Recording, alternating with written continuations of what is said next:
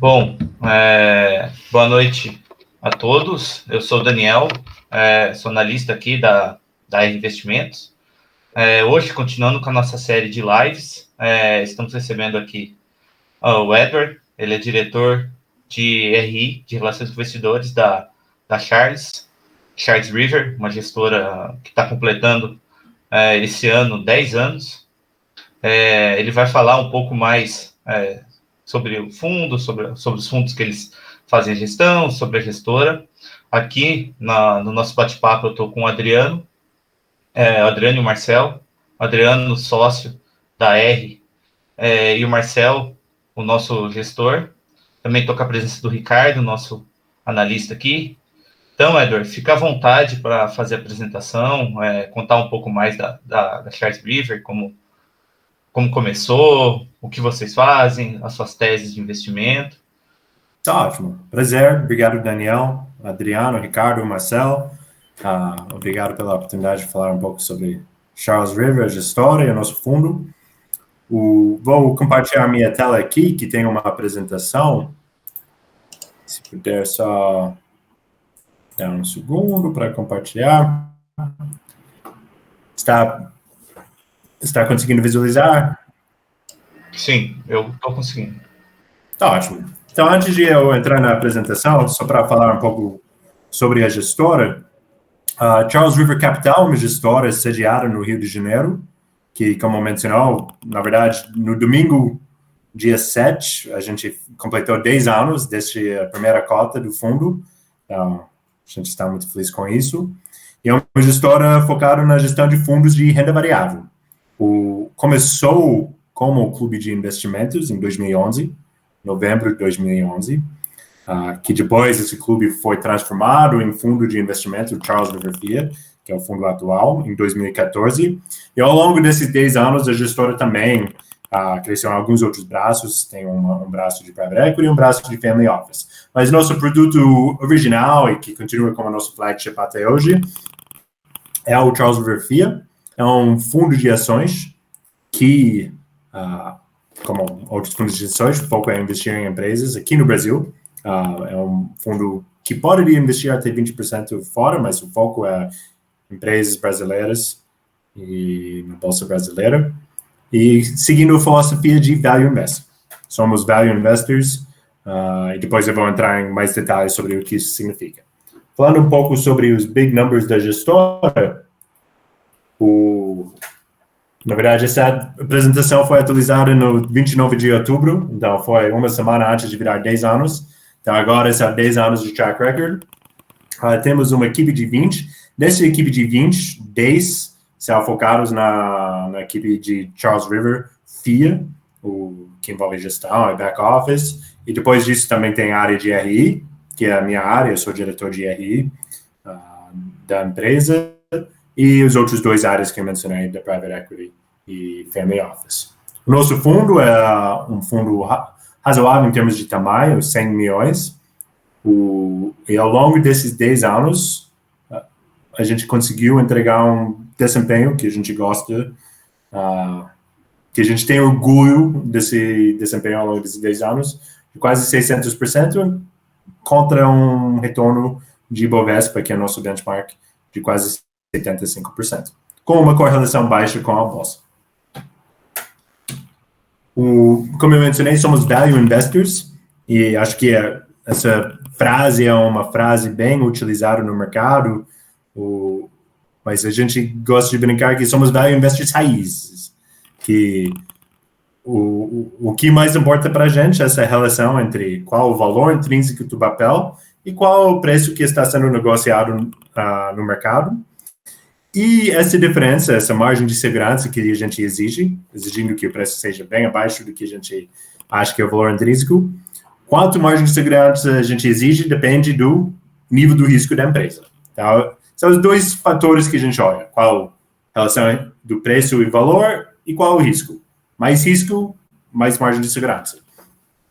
O nosso fundo, ao longo da história, tem em média de entre 8 e 12 posições, é o que a gente carrega normalmente. Então, não é um fundo super diversificado. E a gente meu escolhe essa maneira de investir porque a gente quer alocar nossos recursos, os recursos do fundo, nas posições onde a gente tem maior convicção.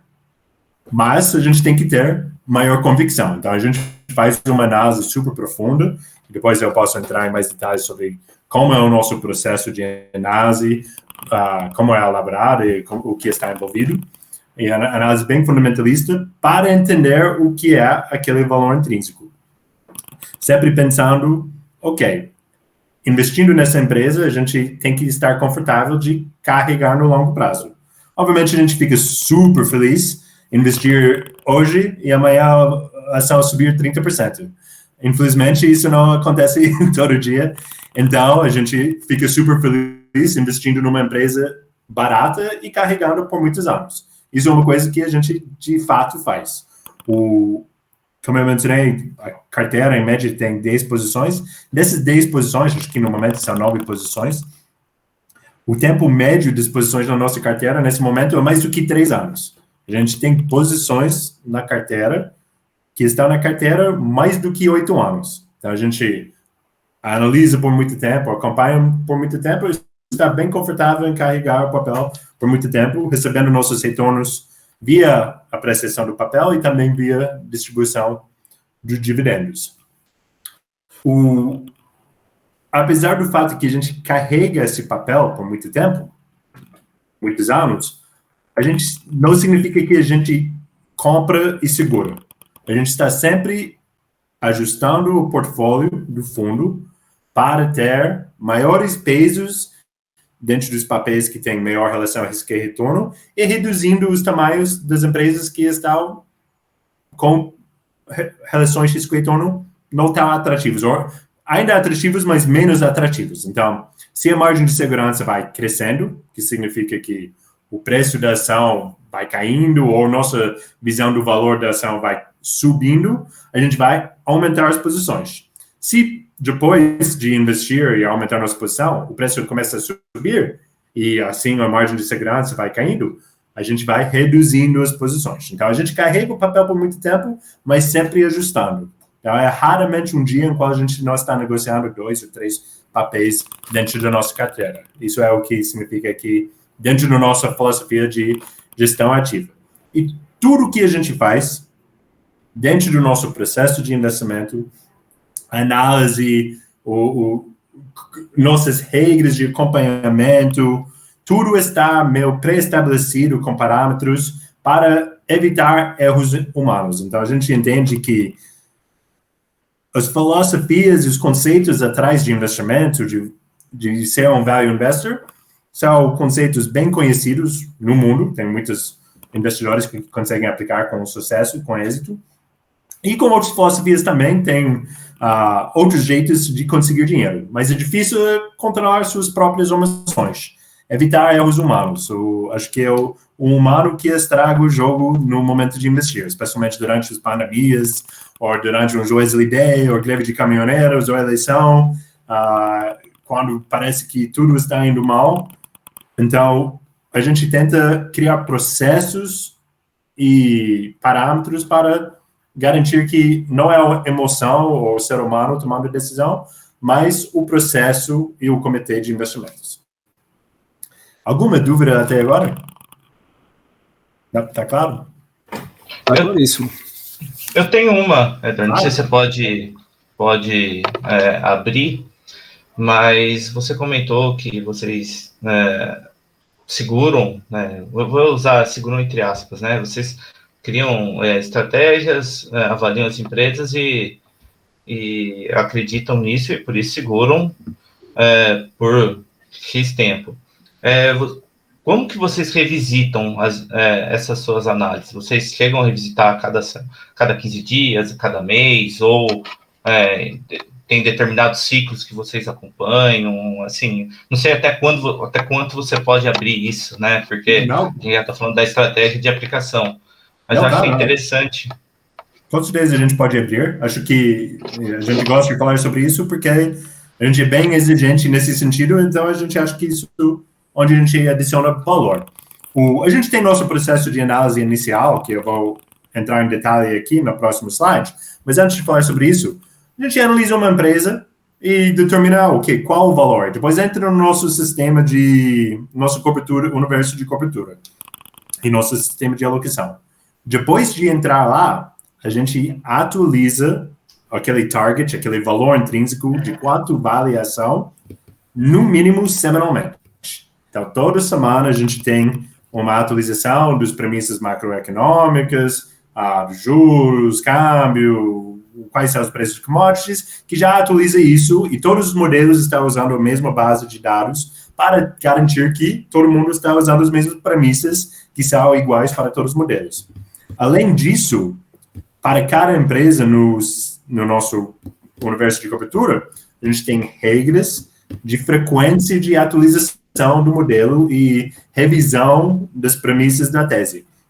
Então, se a ação está dentro do portfólio ou perto do dentro do portfólio, que significa que o preço da ação está quase no nível que a gente começaria a investir, a gente teria que revisar esse modelo e atualizar esse modelo e as premissas cada 45 dias. Se for uma ação, vamos dizer, entre aspas, mais cara, que a gente acha que a ação vale 100, mas a ação está sendo negociada na bolsa por 300, a gente não vai revisitar essas premissas cada 45 dias, só em termos de a melhor alocação do nosso tempo. Mas se por alguma razão aquela mesma ação começar a cair e chegar mais perto de 100, 90, e quando a gente poderia começar a investir, vamos dizer, R$70, assim, força a gente de, está entrando na zona perto da compra, vamos fazer uma atualização das nossas premissas do modelo para ver se ainda vale esse target ou precisa alterar. Mas esse target já muda de todas as empresas semanalmente por causa das atualizações dos modelos financeiros com as premissas macroeconômicas. Isso é legal, até porque no Brasil a gente sabe que cada semana acontece alguma coisa que interfere, né? Então, é bacana. Exatamente. Eu estava lendo uma cotação hoje que alguém falou, sai do Brasil por 7 dias e tudo muda. Mas sai e volta depois de 7 anos e tudo é igual. Então, aqui é bem volátil no curto prazo mesmo. Sempre tem alguma notícia de alguma, especialmente na política e eleição e macroeconômico, então não falta emoção no mercado brasileiro, que é bom.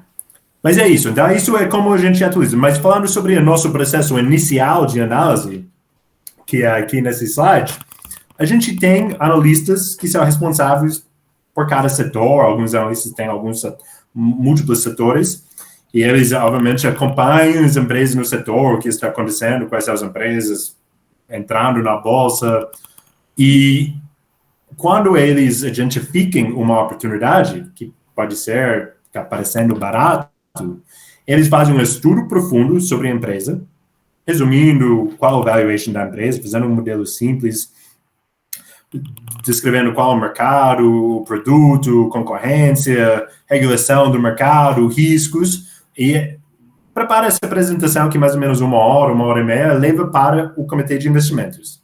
O comitê de investimentos toma a decisão, depois de ver isso, que vale a pena a gente investir nosso tempo analisando essa empresa de fato ou não. E essa é uma decisão importante, porque, como eu falei, a gente faz uma análise super fundamentalista e profunda que demora muito tempo e que envolve muitos analistas, depois eu vou explicar como. Então, a gente tem que decidir onde alocar nosso tempo e tentar acertar isso o máximo possível para analisar empresas que têm a maior probabilidade de virar um investimento no curto ou longo prazo. Infelizmente, muitas vezes a gente faz todo o processo de análise e no final o nosso target é bem abaixo do preço, então a gente não consegue investir, mas é parte do jogo. Mas a gente tenta acertar isso o máximo possível. Então, supondo que o comitê de investimento aprova a ideia de analisar a empresa, cria uma equipe de análise, que envolve 4 analistas, o analista principal, que é o responsável pelo setor, que trouxe a ideia para o comitê, o analista auxiliar, que está lá para ajudar na formação de premissas e também fazer uma checagem do modelo financeiro, que os modelos são complexos e pode ter erros, então isso é nosso primeiro check ou segurança contra erro humano, é ter um outro analista responsável para checar essas coisas. Um analista crítico, que tem o papel de derrubar a tese de investimento. Então, ele quer buscar todos os argumentos porque não deveríamos investir nessa empresa, porque as premissas do analista principal são otimistas demais, para a gente tentar chegar no final dos processos em premissas mais realistas ou mais perto do que seria a realidade no futuro. Porque, obviamente, a gente não sabe o que vai ser, a gente vai errar, mas a gente tenta, todo esse processo, tentar achar as premissas mais perto do que seria a realidade com um viés conservador. E por final, tem um analista neutro que está lá para ser o juiz no meio das discussões e ajudando nas conversas sobre as premissas. Depois o analista faz um modelo financeiro, fala com a empresa, concorrente, que dura algumas semanas, 4, 5 semanas, ouvindo todos os resultados, falando com a empresa, traz um modelo financeiro e o resumo das premissas principais para esse grupo de análise, esses 4 analistas, e essas primeiras reuniões não incluem o gestor, e isso é de propósito, porque a gente quer que os analistas fiquem à vontade para debater mesmo, para ter uma conversa franca, sem a influência do gestor, porque meus colegas são gente boa, então talvez eles não querem bater tanto em mim ou no outro em frente do gestor, do chefe, então sem o chefe lá, a gente sente muito mais a vontade de falar nossos pensamentos honestos sobre as premissas, sobre modelos, sobre a empresa. A gente vai adotar essa técnica aqui, ó. Não vai envolver mais o Marcel não, viu, Marcel? Não estou gostando dessa brincadeira, hein? Não, mas eu acho perfeito, inclusive, eu acho esse modelo o melhor que tem nesse sentido, principalmente do analista crítico. Eu acho que tem que ter sempre alguém que vista, não para derrubar a tese, sim para verificar o quanto a tese realmente tem fortaleza. Então, eu acho perfeito esse trial que vocês fazem aí. Exatamente. No final das contas, não é para derrubar, mas é para sempre ter o olho de o que pode dar errado nessa premissa sobre as margens, sobre a expansão, sobre o novo concorrente, sobre a mudança da regulação, sobre o nível de governança com aquele controlador que parece talvez poderia fazer alguma coisa que poderia prejudicar os acionistas minoritários. Então, ele tem que estar não pensando sobre o que pode dar certo, é só o que pode dar errado em todos os aspectos da empresa. Mas, Marcelo, não preocupa. Na segunda parte da reunião, então, depois desse grupo dessas reuniões com os analistas, e o analista principal volta, altera as premissas, pesquisa mais coisas sobre pontos levantados durante as reuniões, e depois faz um ajuste no modelo, depois ele leva esse mesmo pacote do modelo ajustado e com as premissas, um resumo das premissas principais, para o mesmo tipo de reunião, essa vez somente com o gestor. E o gestor tem o mesmo prazer em bater nas premissas, discutir, pedir explicações, mais análises. Acho que ele tem muito prazer nisso, para ser honesto. Então, o gestor sempre tem a chance dele para entrar no jogo mesmo. Só curiosidade, quando você coloca aqui gestor, é um gestor único? Você tem alguns gestores por fundo? É só um fundo? Isso que não ficou claro para mim. É um gestor principal que vocês têm? Claro que sim. Eu não expliquei isso no início. Então, o nosso gestor, o Camilo Marcantônio, que é o sócio fundador da empresa também, e ele é o gestor do fundo, né? O gestor único. A gente tem um comitê de investimentos que está envolvido na decisão sobre os investimentos e o nosso portfólio, mas ele é o gestor. Perfeito. E, então, depois dessa série de reuniões com o gestor, o que acaba são aquelas duas coisas. A gente tem o nosso target e uma nota de risco. E a gente tem depois eu vou explicar, a gente tem um sistema proprietário de risco que a gente usa e essa nota de risco determina quanto margem de segurança a gente exige para investir.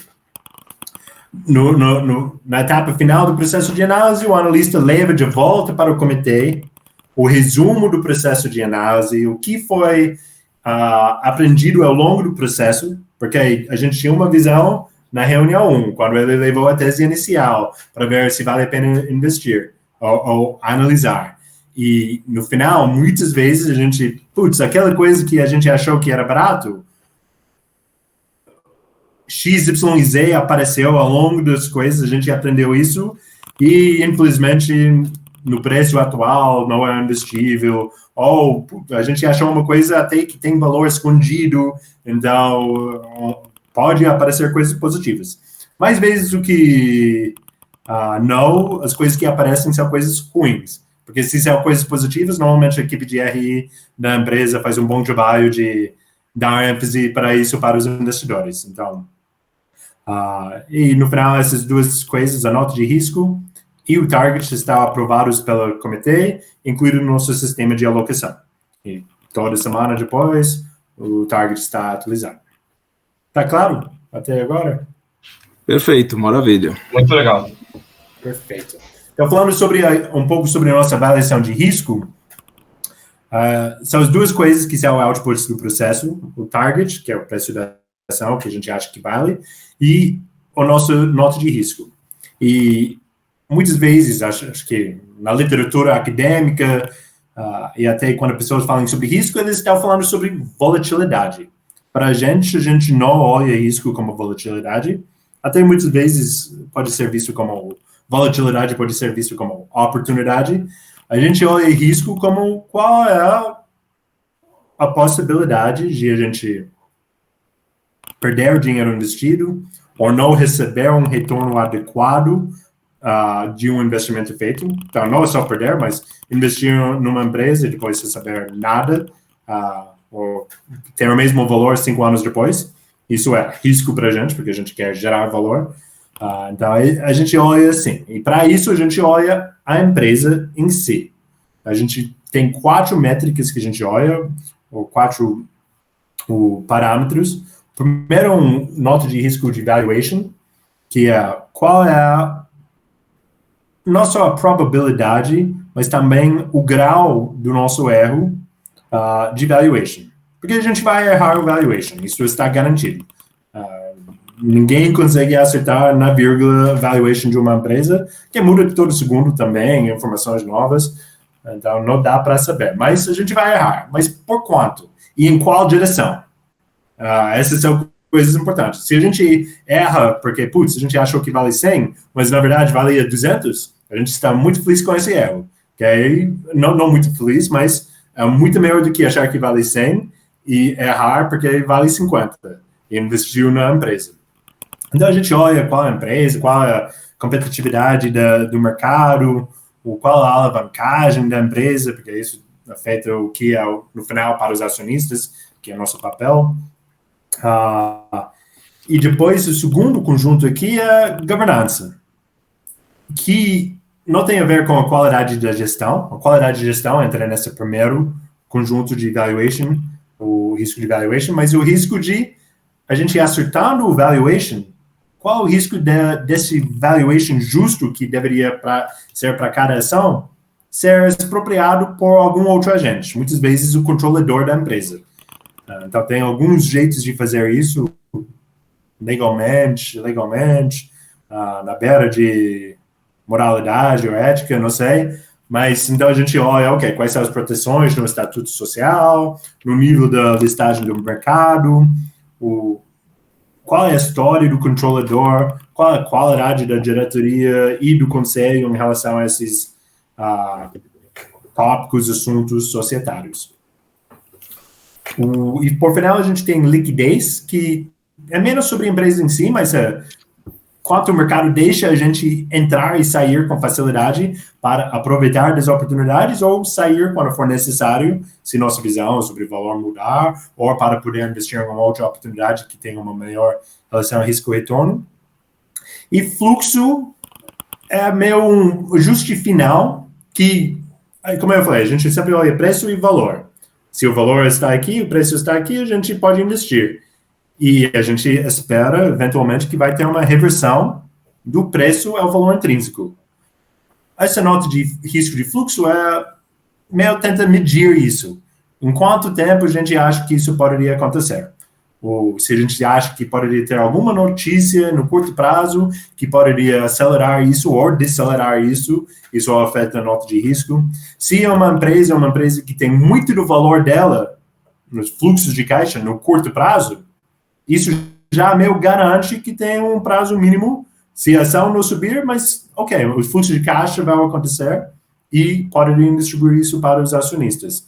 Então, isso é no final. Mas no final, a gente pega essas 4 métricas aqui, faz uma média harmônica, que é para dar mais peso para riscos ruins, para riscos que poderiam prejudicar. Então, se essa for nota 8, 8, 8 e 2, é bem provável que a nota de risco final vai ser algo mais perto de 3 do que perto de 8, porque está dando muito mais peso para aquela nota ruim.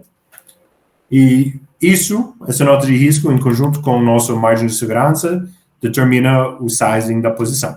E acho que esse slide aqui explica isso um pouco melhor visualmente. A gente tem aqui qual o desconto entre o preço da ação e o valor intrínseco. Então, vamos supor que a gente acha que a ação vale 100. Se o preço for da ação na bolsa for 80, tem um desconto de 20%. Isso é suficiente para investir? Depende. Depende do nível do risco. Se for uma empresa com menor risco, a gente exige menos desconto. Então, a gente poderia, talvez, investir com 25% de desconto. Se for uma empresa muito mais arriscada, a gente exige mais desconto para investir. Então, uma ação que a gente acha que vale 100, a gente vai só investir se o preço for R$60, R$55. E quando o desconto vai abrindo para essa mesma posição, a gente vai aumentando o tamanho. Então, a gente acha que vale 100. A gente consegue investir por volta de 70, vamos dizer, a nossa primeira posição. E a gente investe 6%. Se depois de investir esses 6%, a ação cai de 70 para 40, a gente torce que isso não acontece. Mas a gente ainda acha que vale 100, agora o desconto, que era 30%, é 60%. Então, a gente fica com muito mais margem de segurança. Então, a gente vai aumentando o tamanho da posição. Então, maiores posições para maiores margens de segurança. E a gente está sempre fazendo isso, todo dia, ao longo do dia, comprando e vendendo, comparando qual é o margem de segurança, o desconto, com a nota de risco para determinar o sizing das posições. Então, acho que dá para ver aqui, ao longo do tempo, isso é só para fins ilustrativos aqui, imaginando essa linha preta aqui é o valor intrínseco. Toda semana a gente está atualizando isso, vendo as notícias, vendo resultados, alterações das premissas macroeconômicas, e todo dia, todo segundo, quando o mercado está aberto, o preço da ação está caindo. Quando tem mais diferença entre essas duas coisas, a gente pode ter uma posição maior. Quando tem menos diferença, a posição vai ser menor. E quando o preço chega no nosso valor intrínseco, a gente zera a nossa posição. A gente nunca carrega uma posição quando o preço for acima do nosso valor intrínseco, do que a gente acha que vai. Tá claro? Tá claro. Perfeitíssimo. Então, aqui é um pouco sobre posições que a gente tem investido ao longo dos 10 anos. Eu acho que o que é importante aqui é a gente é agnóstico em termos de setor, a gente é agnóstico em termos de tamanho, exigindo, obviamente, um tamanho mínimo em termos de liquidez para a gente poder entrar e sair. A gente não pode investir em microcap ou empresas sem liquidez. E também a gente é agnóstico em termos de governança da empresa. Então, pode ser estatal, não estatal. Obviamente, a gente toma em conta, estatal talvez tenha uma governança um pouco pior em média do que uma não estatal, e talvez a nota de risco vai ser um pouco pior, que vai exigir uma margem de segurança maior para investir. Mas a nossa estratégia é a gente investir em empresas com relação melhor relação risco-retorno, independente do setor. Pode ter empresa que é não investível, sim.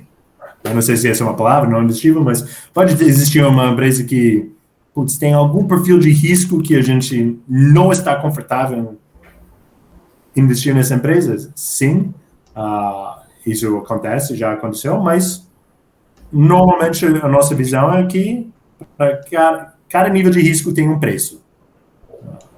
Eduardo, vocês sempre estão comprados só, né? Short, ou seja, vendidos nunca, né? Então, a gente consegue fazer nossa estratégia, principalmente long, isso é o nosso foco na nossa estratégia. A gente também, de vez em quando, carrega posições long, short.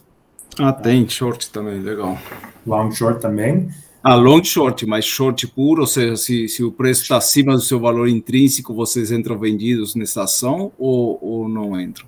A gente pode... A gente raramente faz isso. Não é o foco, né? O foco realmente é long. Não é o nosso foco, mas a gente poderia fazer isso, mas posições de short descoberta aí tem um outro perfil de risco. Sim, com certeza, não tenha dúvida, só para entender. Então a gente tem que ter um nível de certeza e tem que ter tem que ter bem mais conforto. Com certeza. Nesse nível, porque tem outros, se alguém, a gente acha que é caro e depois alguém decide comprar, fazer uma aquisição de 30% a mais, a gente perde nesse sentido. Então, com certeza. A posição short ao longo da nossa história é super raro. Nosso foco é a posições long e de vez em quando tem posições long short também. Maravilha. Pair trades. Acho que falando um pouco sobre o fundo em si, acho que D+30 a liquidez para resgates, aplicação mínima de R$5 mil, com movimentações mínimas depois de R$1.000. Para investidores em geral, que significa que a gente consegue investir em posições fora do Brasil, em bolsa fora do Brasil, até 20% do nosso daily. Isso é uma coisa que a gente faz, só para deixar claro. Não é nosso foco também, mas, por exemplo, uma posição que a gente tem carregado por algum tempo é Ocean Wilson, que é a controladora de Wilson Sons, que é a empresa brasileira. Então, olhando a empresa aqui brasileira, a gente viu que tem uma ação listada fora, controladora, que tem a mesma exposição e tinha um perfil de risco-retorno maior. Vamos investir naquela ação fora. Maravilha, cara. Gostei muito aí e principalmente esse gráfico aqui. Esse tá muito bom. Esse é o retorno desde o início do clube, que virou fundo em 2014, desde 2011, contra Ibovespa. Então, teve um retorno de quase 586% aqui, contra 75%, então um alfa de mais do que 500% ao longo desse período. Maravilha. Parabéns. Esses retornos mensais, depois, se alguém quiser, dos seus clientes, querem pegar esses números, a gente poderia compartilhar. Um pouco dos retornos em janelas diferentes, desde o início, últimos 3 anos, últimos 12 meses. Isso é muito bom. E aqui a gente faz um retorno, um estudo, no qual a gente pega outros fundos de ações da CVM e Anbima. A gente usa da CVM e Anbima para não ter nenhum viés de seleção. Falar, a gente escolheu isso. É só escolher fundos que têm retornos piores. Então, a gente tem aqui no rodapé os fundos de ações com tamanho mínimo, ou quantidade de cotistas mínimo, que estão fundos de ações, não fundos multimercados, só para ser comparativo. E a gente olhou o retorno e a beta desde o início do nosso clube, 2011. Então, a gente tem uma correlação baixa com outros fundos no mercado e com a bolsa. Falando nisso, você falou o passivo, ou seja, quantos cotistas você tem hoje no fundo? Eu não tenho esse número exato, mas mais ou menos 750 cotistas no fundo. 750. E me diz uma coisa, os diretores, sócios e tudo mais, eles têm parte forte do patrimônio deles no fundo. Como é que está essa relação aí do patrimônio dos sócios, dos gestores, dos sócios?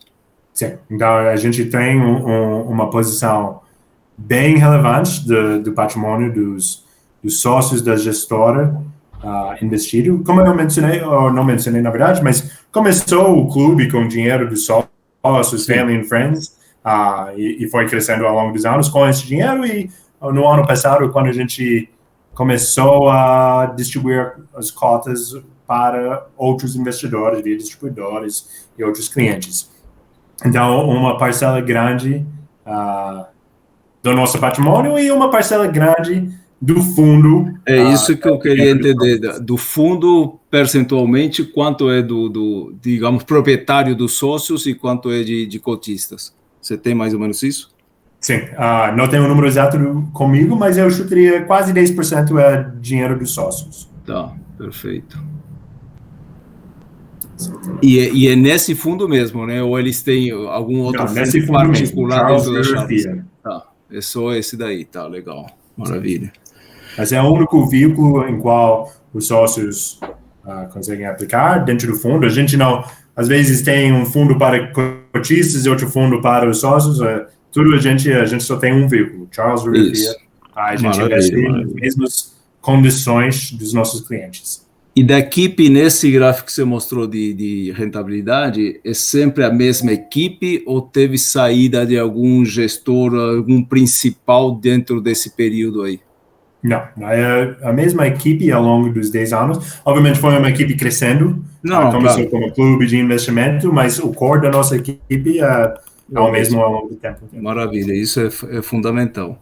Sim. E agora, eu gosto sempre de perguntar, uma coisa mais chata, mas qual foi o maior erro que vocês tiveram do fundo aí? A nível ou de alguma posição que vocês acreditaram e o que significou isso no processo de gestão de vocês? Não, com certeza. Acho que para isso eu vou para um slide para te ajudar aqui. A gente tem esse slide aqui que fala um pouco sobre como foi o nosso performance ao longo do ano, com as posições que contribuíram positivamente e negativamente em cada ano. Então, a gente fez o breakdown por ano, só para poder ver visualmente. Uhum. A gente não acerta tudo. A gente gostaria de acertar tudo, mas sou americano, então em beisebol, se um cara acerta 1 de 3, ele é um legenda, sabe, um dos melhores dos tempos. Com investimento tem que acertar mais do que isso, mas a gente tem alguns erros diferentes. Eu vou falar sobre um aqui que, na verdade, eu estou na gestora há 5 anos agora, então esses erros foi um pouco antes da minha entrada, sem correlação, não estou dizendo que minha entrada foi por causa do fato que eu não estava lá, mas era um exemplo de Saraiva, a livraria Saraiva, que foi uma que teve talvez um erro sobre onde estava indo a indústria, sobre a habilidade da gestão de navegar essas alterações, porque essa livraria Saraiva tem a editora e também tinha as lojas de varejo. Eu acho que isso talvez, olhando para trás, dá para falar que é um erro que talvez poderia ser evitado. Tá.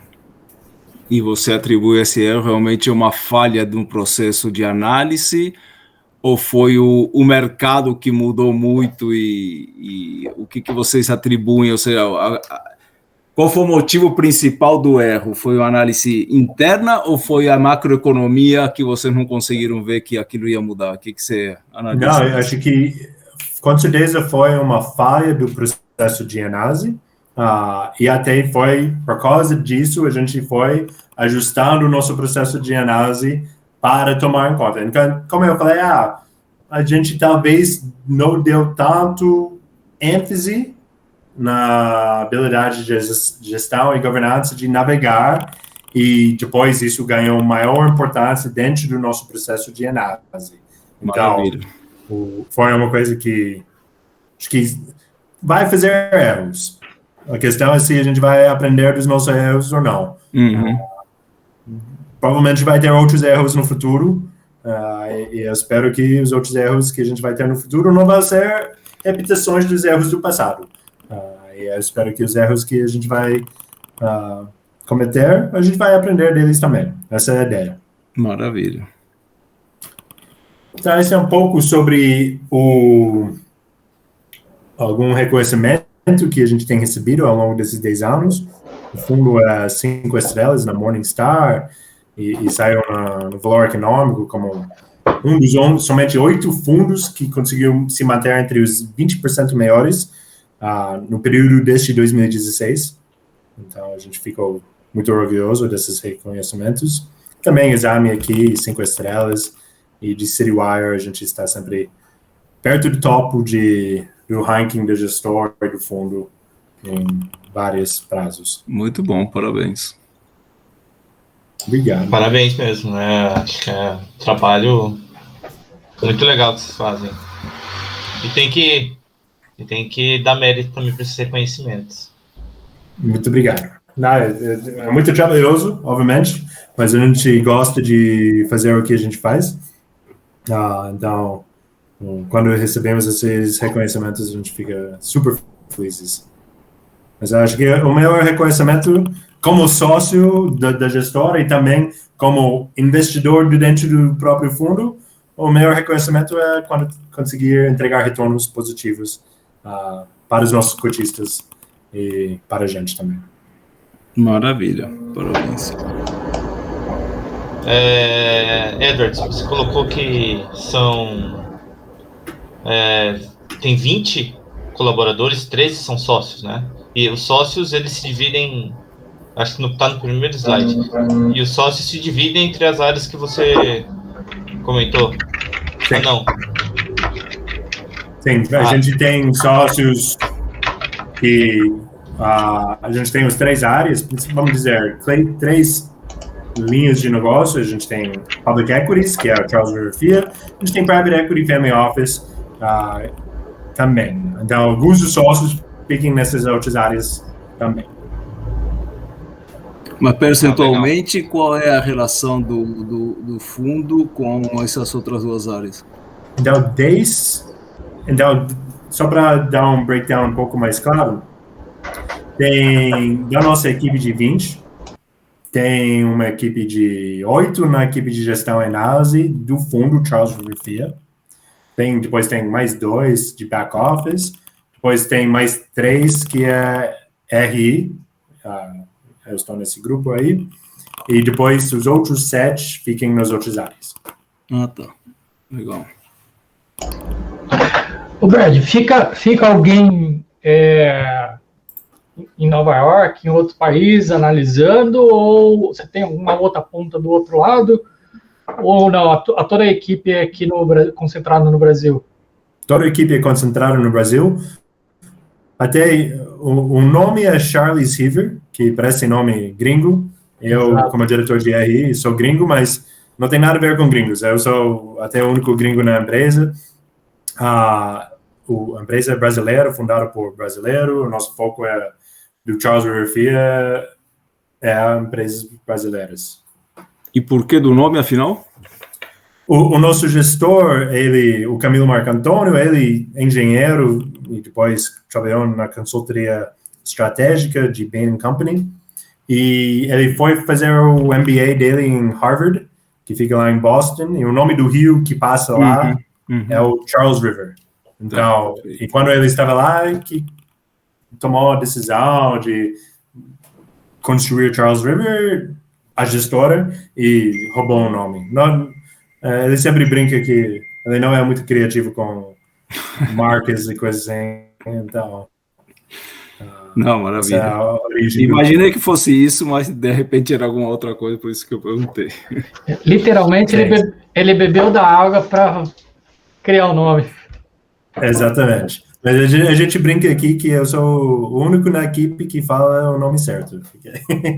Para quem tem que falar, é um nome difícil para entender.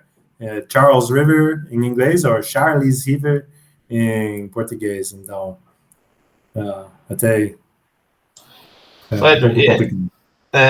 E vocês têm investidores internacionais no fundo? Ou Não. Não? Não. Tá. Como eu mencionei, começou como clube, sócios, amigos. E nem institucionais, o principal é pessoa física mesmo. Não, então, institucional a gente tem. Tem. Percentualmente? O percentual, a maioria. A maioria é institucional. Tá, legal. Exatamente. O Brad, como que vocês estão vendo o cenário nesse período de um ano, 2 anos aí para frente, né? Essa volatilidade que tem econômica, política, é um período eleitoral, a gente está passando por um processo de inflação, né? Depois provavelmente vai passar por um processo de desinflação, com o aumento da taxa de juros, isso mexe bastante com os mercados. Tem alguma uma proteção dessa volatilidade econômica, política ou não, independente, em função de ter essa característica fundamentalista, isso não interfere muito na posição de vocês. Ou seja, como vocês estão vendo esse cenário e se isso tem interferência ou não? Então, a gente acompanha isso, trabalhando no mercado, você vive nisso, então tem que estar entendendo o que está acontecendo, porque muitas das coisas políticas, apesar do fato que tem barulho, mas tem coisas que podem afetar de fato as perspectivas dos retornos dos seus investimentos, além de mudança de preço, mas se tiver uma reforma tributária, isso tem, claro, efeito, o que vai ser os retornos reais dos seus investimentos. Então, a gente acompanha e a gente entende que, provavelmente tem esperança que o ano que vem vai ser um ano de volatilidade, ano de eleição, mas quase todo ano tem essas volatilidades recentemente. Mas a gente olha essas coisas como oportunidade, como eu mencionei. Volatilidade é que quando preços sobem e caem, quando preços caem, muitas vezes caem mais do que os fundamentos das empresas. Então, isso significa, nas nossas análises, a margem de segurança está aumentando. E a gente vai aumentar nossas posições. E depois, quando os preços sobem, a margem de segurança vai caindo, a gente vai reduzindo. Então, a gente fica indo contra a maré. Nessa linha, desculpa te interromper, nessa linha, vocês mantêm caixa para aproveitar isso ou é feito via venda do que está não tão descontado e compra do que está mais descontado? Qual é a dinâmica? Não, então, o caixa no nosso fundo, a nossa alocação normalmente varia entre 75% e 95% do fundo. Então, o caixa pode variar entre 5% e 25% em média. E quanto caixa a gente carrega é um resultado daquele conjunto de oportunidades que a gente está vendo. Então, se a gente está vendo muita oportunidade com muita margem de segurança, a gente vai alocar mais caixa e ter menos caixa no fundo. Então, a gente vai investir mais e ter menos caixa no fundo. E depois, quando os preços sobem e tem menos segurança, a gente vai reduzindo cada posição. Reduzindo cada posição, no conjunto, a gente vai reduzindo nossa alocação total e aumentando o caixa. Então, a média do caixa, vamos dizer, no meio dessa faixa, entre 5% e 25% do fundo. Então, pela situação atual, imagino que vocês estão com pouco caixa, estão bem alocados.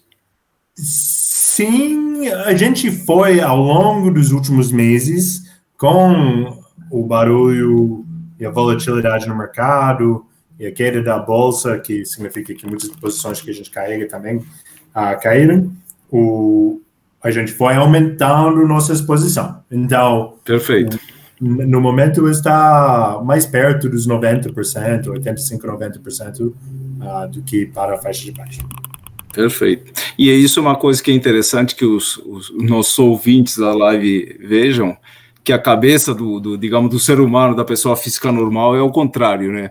Quando está subindo, todo mundo quer entrar e comprar, e quando está caindo, está todo mundo querendo descer, sair, né?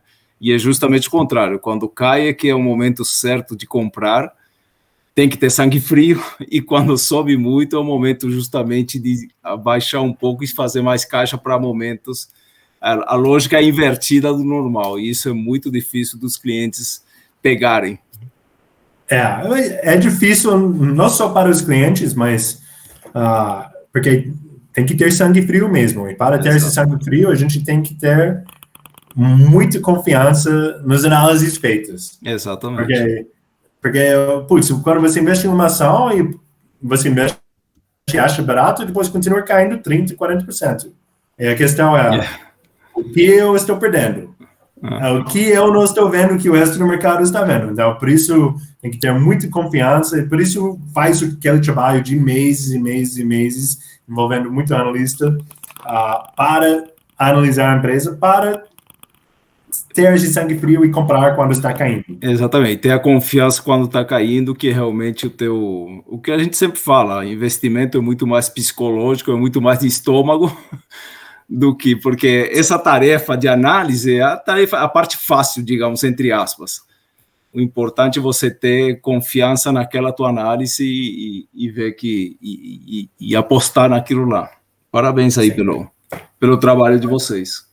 É muito emocional e também tem que ter uma paciência também. O tempo é o amigo do investidor. Então... Perfeito, parabéns. Da minha parte, estou satisfeito aí com a live, muito bom. Gostei muito da conversa e da explanação aí do trabalho de vocês. Muito obrigado. Então, obrigado pela oportunidade.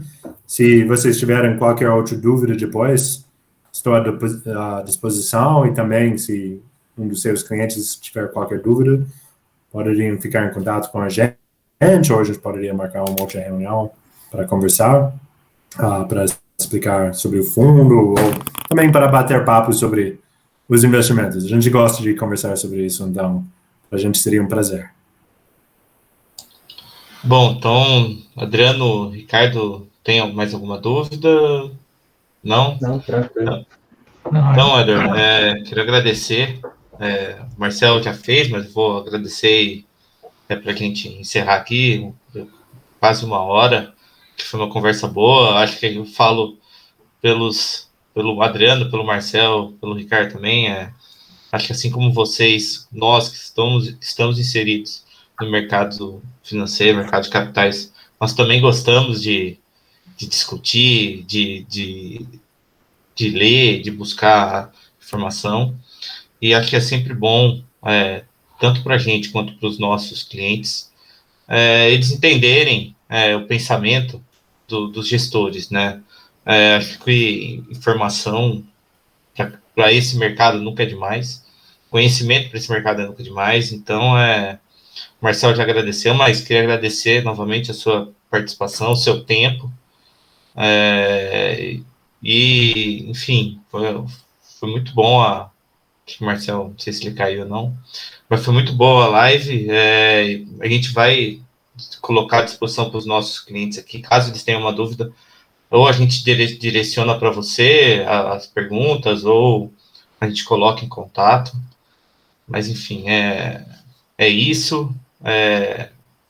Se você tem mais alguma coisa para falar ou não. Não, mas obrigado, e a gente agenda uma visita lá em Campinas para eu conhecer. Combinado.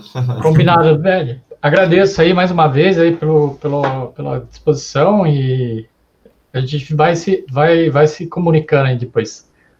Perfeito. Muito obrigado. Muito obrigado, então. Vamos encerrando a live aqui. Obrigado a quem acompanhou. Qualquer dúvida, os clientes podem entrar em contato pelo WhatsApp, por e-mail, que nós respondemos assim que possível. Muito obrigado. Um grande abraço. Boa noite. Boa noite. Obrigado. Boa noite.